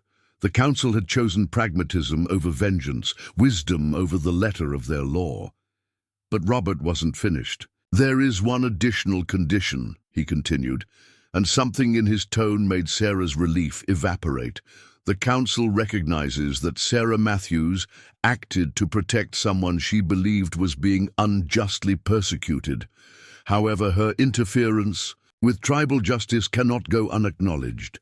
Therefore, she is invited to accept a formal role as mediator between Thomas Crow Feather and the tribal council during his exile." Sarah frowned. "What does that mean exactly?" Robert's expression grew more serious. "It means you would become responsible for Thomas's compliance with the terms of his exile. If he fails to make restitution, if he violates the conditions of his banishment, if he acts in ways that bring dishonor to our people, you would be held accountable for his failures." The implications hit Sarah like a physical blow. The council wasn't just offering Thomas a chance at redemption, they were binding her fate to his. If he disappeared, if he failed to pay restitution, if he got into trouble that reflected badly on the tribe, she would face the consequences. "And if I refuse this role?" she asked. Robert's pause was heavy with meaning. "Then the council would conclude that your interference was motivated by misguided sentiment rather than genuine commitment to justice. In that case, they would withdraw their offer of exile and return to the original sentence of death." Sarah understood the trap immediately. The council was testing both her and Thomas. They wanted to know if her protection was based on fleeting emotion or genuine belief in his character. They were asking her to stake her own future on her faith in a man she'd known for barely more than a week. "How long do I have to decide?" she asked. "The talking stick protects us until sunset," Robert replied. "The council requires an answer before we leave this place." Sarah looked back toward the cabin where Thomas waited. She could see his face at the window, and even at this distance, she could read the conflict in his expression. He understood what the council was asking of her, and she knew he would never pressure her to accept such a burden. "I need to speak." "With Thomas," she said. Robert nodded. "The council expected this. Take the time you need." Sarah walked back to the cabin, her mind racing through the implications of the council's offer. It wasn't just about Thomas anymore. It was about her own future, her own willingness to commit to something that would reshape her entire life. Inside the cabin, Thomas was waiting with an expression of resignation mixed with gratitude. "You heard?" Sarah asked. "I heard." Thomas set down his rifle and faced her directly. "Sarah, you don't have to do this. You've already done more for me than anyone had a right to expect. I won't think less of you if you walk away now." Sarah moved to the window and looked out at the waiting riders, then at the snow-covered landscape that had been her sanctuary for 7 years. She thought about the life she'd built here, solitary, self-sufficient, bounded by familiar routines and comfortable limitations. What would it mean exactly, she asked, this mediator role? Thomas joined her at the window. "It would mean you'd be responsible for vouching for my character and my progress. If I earned money for restitution, you'd need to verify it. If I got into trouble, you'd need to help resolve it. If I wanted to return early from exile, you'd need to advocate for me with the council. And if you failed to live up to the agreement—" Thomas was quiet for a moment. "Then you'd face the council's judgment for supporting someone who proved unworthy of their mercy." Sarah considered the weight of that responsibility. She would essentially be betting her own future on Thomas's character, his determination, his ability to rebuild his life in exile while remaining true to the values that had gotten him into trouble in the first place. "There's something else," Thomas continued. "If you accept this role, it wouldn't just be a formal arrangement. You'd be tied to my fate for the next 7 years. That's a long time to be responsible for someone else's choices." Sarah turned from the window to study Thomas's face. In the week they'd spent together, she'd seen him angry, determined, thoughtful, and afraid. She'd watched him work, listened to his stories, observed how he treated her animals and respected her property. She'd seen him grapple with complex moral questions and refuse easy answers, even when his life hung in the balance. More importantly, she'd seen him choose mercy over vengeance when he could have let that marshal die. She'd watched him accept responsibility for the consequences of his actions instead of blaming others for his situation. She'd observed his determination to find constructive ways forward, even while facing the possibility of execution. "Thomas," she said finally, "if I agree to this, what kind of life would you want to build during your exile?" Thomas seemed surprised by the question. "I'm not sure I understand." "I mean, what would you do with 7 years of freedom? How would you use that time to become the kind of person you want to be?" Thomas was quiet for a long time, staring out at the waiting riders as he considered the question.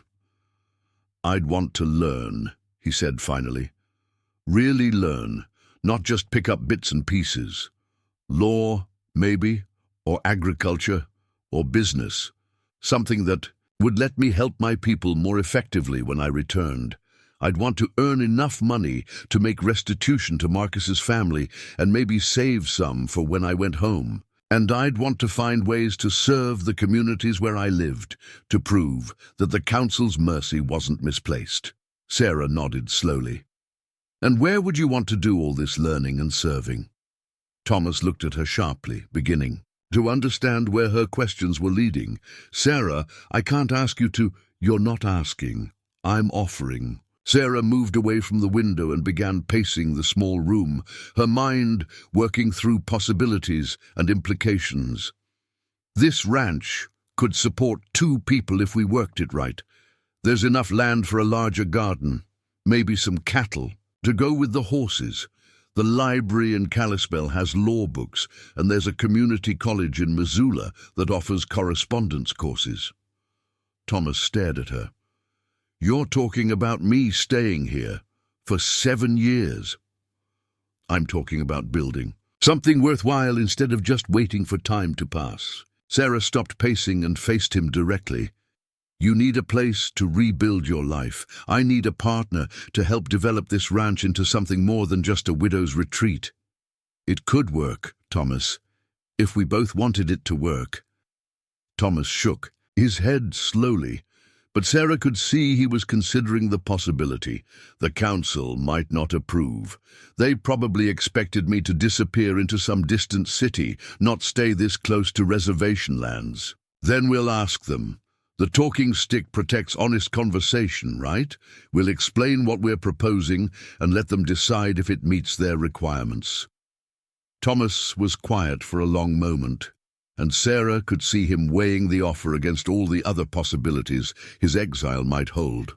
It would mean 7 years of responsibility for both of us, he said finally. 7 years of building something together without knowing if it would last beyond my exile. Are you sure you want to take that risk? Sarah thought about the question, about the comfortable solitude she'd be giving up and the uncertain partnership she'd be accepting in its place. She thought about Thomas's determination to find honorable solutions to impossible problems, about his commitment to serving something larger than his own interests, about the way he'd chosen mercy even when it cost him everything. I'm sure, she said. Thomas's smile was like sunrise breaking over snow-covered mountains. Then let's go talk to the council. They walked back outside together, Sarah carrying the Winchester, and Thomas walking beside her with the quiet confidence of a man who'd found a path forward he could believe in. The riders waited patiently as they approached Robert Standing Bear and the ceremonial talking stick that promised safe passage for honest words. We have an answer, Sarah called out when they were close enough for easy conversation. Robert nodded. The council is prepared to hear it. Sarah took a deep breath and spoke the words that would reshape both their lives. I accept the role of mediator, with one modification to the terms of exile. Thomas Crowfeather will serve his banishment here, on my ranch, where he can work to make restitution while learning skills that will benefit your people when he returns.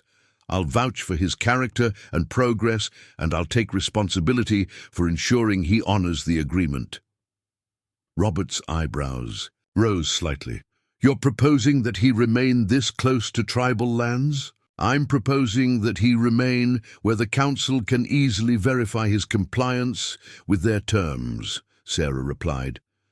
Where his progress can be monitored and his commitment to redemption can be proven through his actions rather than just his words. Robert looked back at the other riders, clearly considering the implications of the modified proposal. After a moment, he turned back to Sarah and Thomas. The council will need to deliberate on this change. Are you both willing to accept their final decision, whatever it might be? Sarah and Thomas exchanged glances, then spoke in unison. We are. Robert smiled, the first genuine expression of warmth Sarah had seen from him. Then we'll camp here tonight and send word to the council in the morning. By tomorrow evening you'll have your answer. As the sun began to set behind the mountains, Sarah felt the weight of the past week settling into something that might, with time and determination, become the foundation for a future neither of them had imagined possible. 3 years later, Sarah stood at the same window where she'd first spotted Thomas collapsing in the storm, watching him work with a young paint horse in the corral they'd built the previous spring. The horse, a descendant of Storm, responded to Thomas's gentle commands with the trust that came from months of patient training. The ranch had transformed in ways Sarah never could have imagined. What had once been a widow's solitary retreat had become a thriving operation that supported not just two people, but a vision that reached far beyond Whitefish Ridge. The legal studies Thomas had pursued through correspondence courses had led to something unexpected. He'd discovered a passion for environmental law, particularly water rights issues, that affected both ranchers and reservations. His quarterly reports to the Tribal Council now included detailed analyses of federal legislation that could impact Lakota lands, earning him recognition as someone whose exile was serving a larger purpose. The restitution payments to Marcus Two Eagles' family had been completed 6 months ahead of schedule, thanks to income from their expanded horse breeding program and the consulting work Thomas now did for other ranchers facing water rights disputes. But more importantly, Thomas had established a scholarship fund for Native American students pursuing legal education, ensuring that his exile would benefit future generations. Sarah had watched Thomas grow from a man running from his past into someone building deliberately toward a future he could be proud of. The transformation hadn't been easy.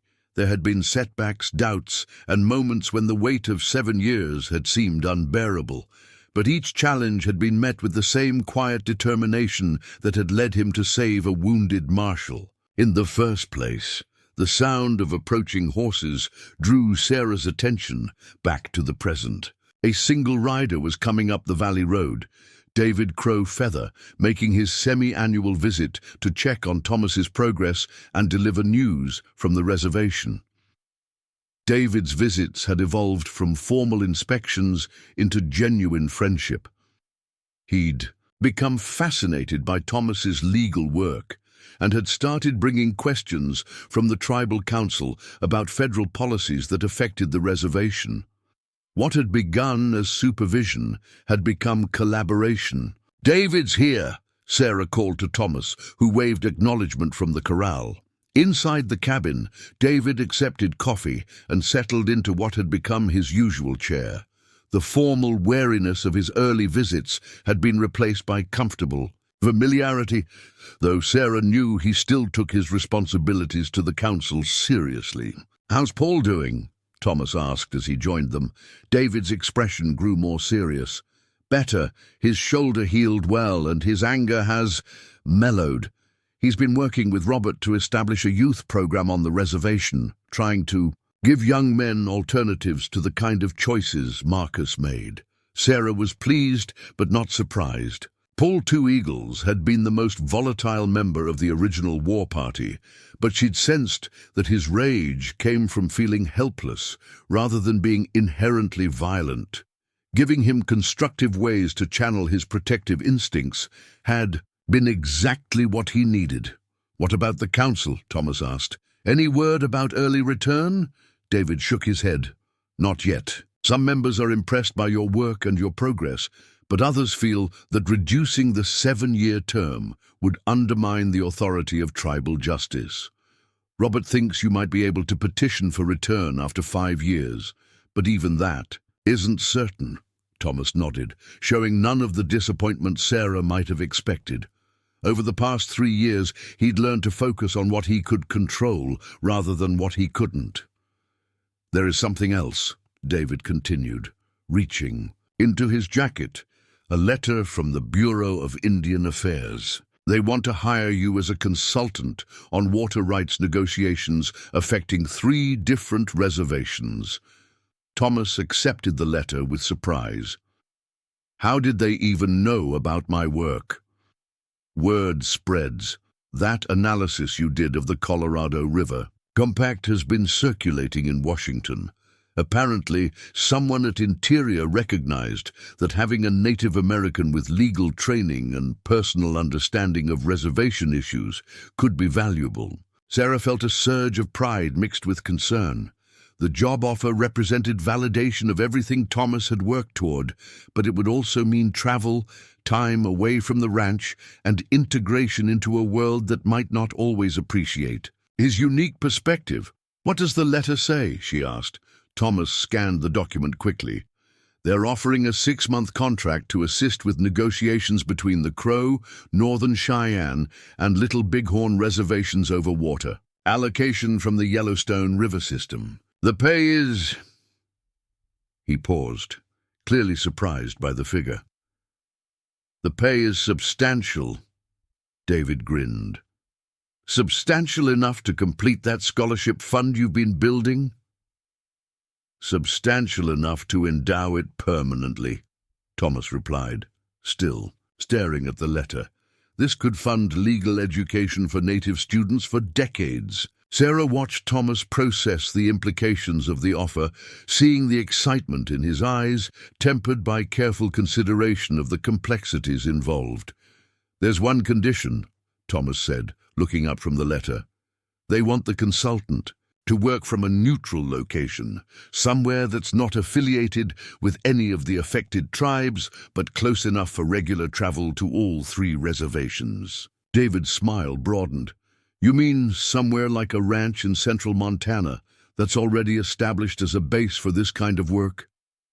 Sarah felt pieces clicking into place. They're not just hiring Thomas.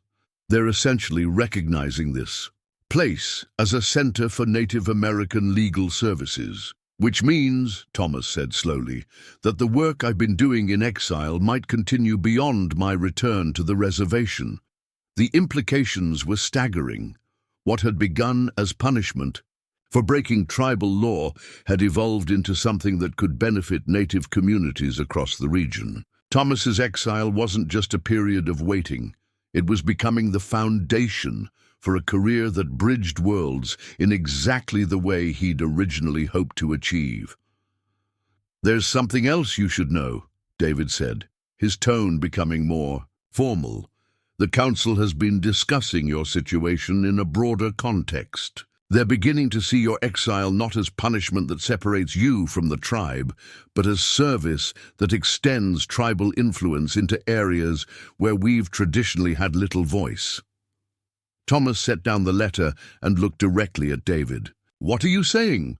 I'm saying that when your 7 years are complete, the council might not expect you to return to traditional reservation life. They might ask you to continue this work as a formal representative of Lakota interests in legal and political matters. Sarah felt the weight of that possibility. It would mean that Thomas's exile could become a permanent role, one that kept him connected to his people while allowing him to serve broader Native American interests from their ranch. And how would you feel about that? She asked Thomas. Thomas was quiet for a long time, looking around the cabin that had become home, then out the window at the land they'd worked together to improve. 3 years ago, I thought I was being punished for choosing mercy over loyalty, he said finally. Now I'm beginning to think I was being positioned for something I never could have imagined. David nodded. Robert says that sometimes the spirits arrange events in ways that look like disaster, but are actually preparation for greater service. And what do you think? Sarah asked. Thomas met her eyes, and she saw in them the same quiet determination that had characterized his response to every challenge they'd faced together. I think that if the work is important and the cause is just, then the location doesn't matter as much as the commitment. He paused, then smiled. Besides, I've gotten used to having a partner who shoots straight and asks the hard questions. Sarah felt warmth spread through her chest. The partnership they'd built had grown into something deeper than either had expected when they'd agreed to the council's terms. They'd become a team in the truest sense, 2 people whose individual strengths combined to create something more effective than either could achieve alone. So you'll accept the bureau position? David asked. Thomas looked at Sarah, who nodded. We'll accept it, Thomas replied, but with the understanding that this ranch remains our base of operations and that any work we do serves Native American interests first. David extended his hand. The council will be pleased and proud. As they shook hands, Sarah reflected on the strange journey that had brought them to this moment. A dying man in a blizzard had become a partner in building something that could benefit people they'd never meet. A punishment had become an opportunity. A choice to show mercy had led to a life neither of them could have planned, but both could embrace. That evening, after David had departed with news of their decision, Sarah and Thomas sat on their porch, watching the sun set behind the mountains. The air was crisp with the promise of winter, but the cold no longer felt threatening. They'd learned to prepare for whatever weather might come. "Any regrets?" Sarah asked. Thomas considered the question seriously, as he always did. "About saving the marshal? No. About the path that choice led us down? No. About the 4 years we still have left of official exile?" He turned to smile at her. "Not as long as we're building something worthwhile." Sarah nodded, thinking about the scholarship students who would benefit from Thomas's work, the water rights that would be protected, the young people like Paul too, eagles who would find alternatives to destructive choices.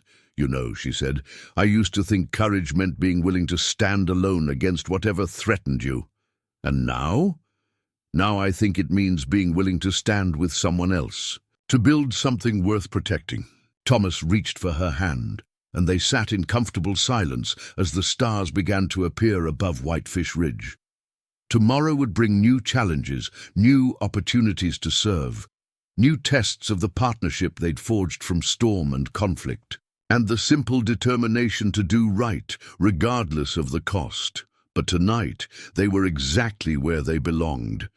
Two people who'd found in each other the courage to become more than either had dreamed possible alone. Up next, you've got 2 more standout stories right on your screen.